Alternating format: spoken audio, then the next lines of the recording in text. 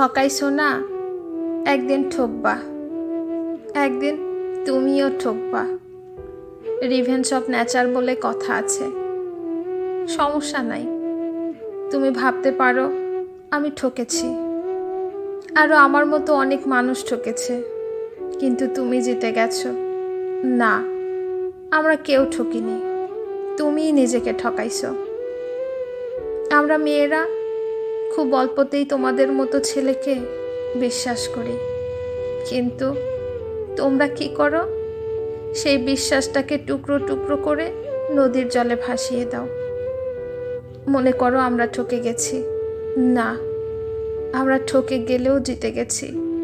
কারণ কি জানো, তোমাদের মতো বেঈমান আমাদের জীবন থেকে চলে যায়, এই জন্য আমরা জিতে যাই।